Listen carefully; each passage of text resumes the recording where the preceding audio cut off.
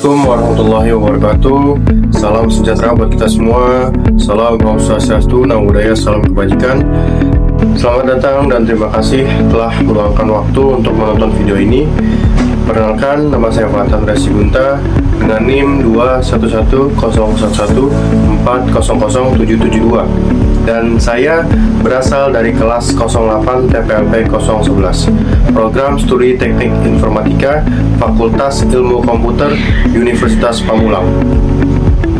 Tujuan pembuatan video ini adalah untuk membahas studi kasus mengenai groupware yang diterapkan di PT Sinergi Digital.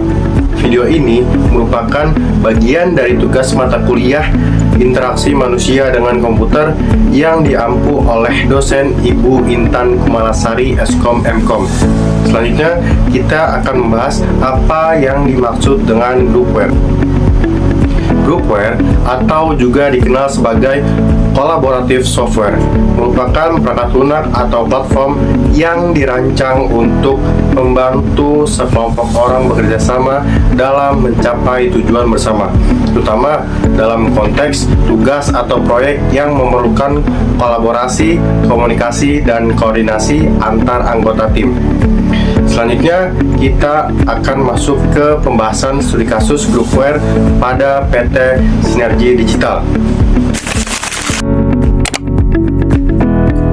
PT Sinergi Digital adalah sebuah perusahaan konsultan IT yang sedang berkembang pesat dengan 150 karyawan yang tersebar di 3 lokasi yang berbeda.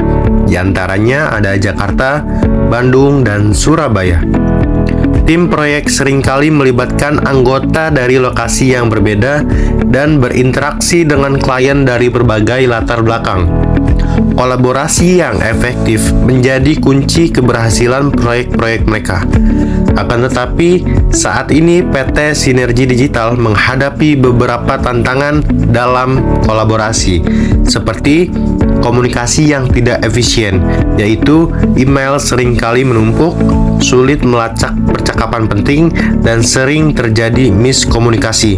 Selanjutnya, manajemen dokumen yang kacau, yaitu dokumen proyek disimpan di berbagai tempat, seperti server lokal dan cloud pribadi. Nah, ini sulit mencari versi terbaru dan sering terjadi duplikasi. Selanjutnya, koordinasi rapat yang rumit, yaitu menentukan jadwal rapat yang cocok untuk semua anggota tim lintas lokasi. Nah, ini juga sangat memakan waktu yang lama.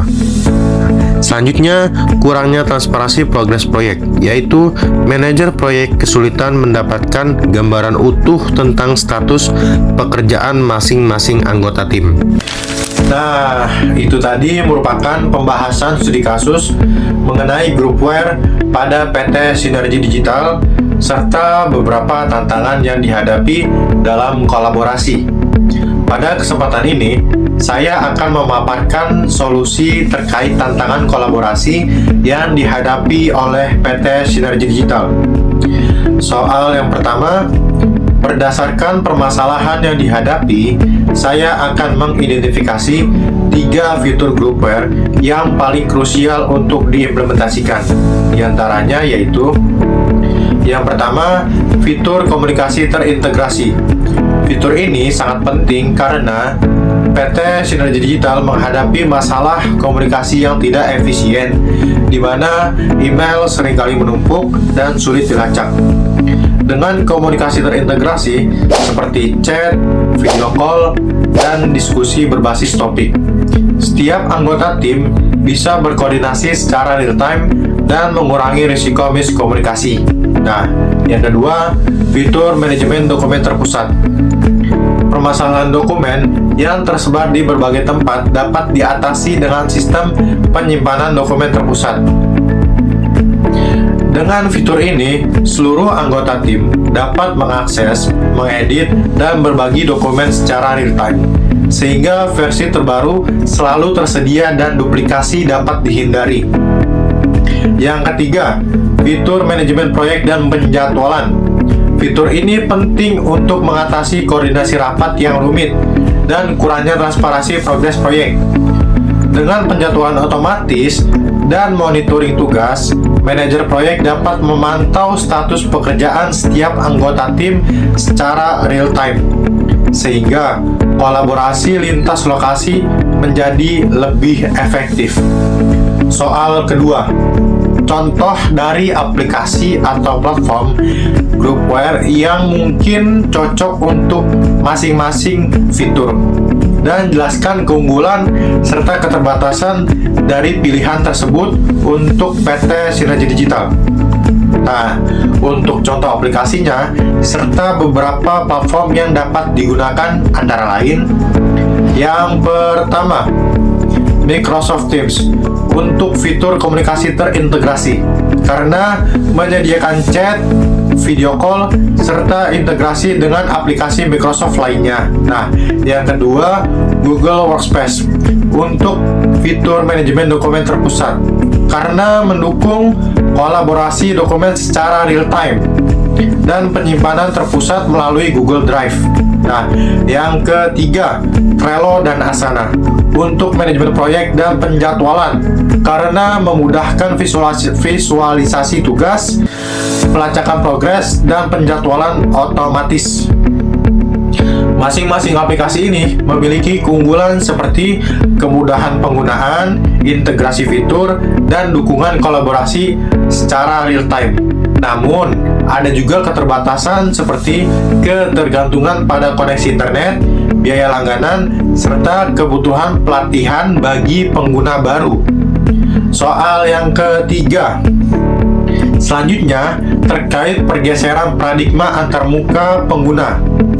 Kita telah mengalami evolusi dari command line interface yang hanya bisa digunakan oleh orang dengan keahlian teknis. Nah, kemudian berkembang ke graphical user interface yang lebih ramah bagi pengguna umum, hingga kini menuju natural user interface yang mengandalkan gestur, suara, dan sentuhan. Selanjutnya, terkait faktor kunci yang mempercepat evolusi ini antara lain kemajuan perangkat keras, kebutuhan pengguna yang semakin kompleks, serta inovasi software yang terus berkembang. Nah, jadi intinya adalah semakin mudah dan alami sebuah antarmuka digunakan, maka semakin cepat pula teknologi tersebut dapat diadopsi secara luas. Nah, demikian pembahasan yang dapat saya sampaikan dalam video ini. Semoga materi ini bermanfaat dan menambah wawasan kita semua. Terima kasih atas perhatian Anda. Kurang lebihnya mohon maaf. Billahi taufiq wal hidayah. Assalamualaikum warahmatullahi wabarakatuh.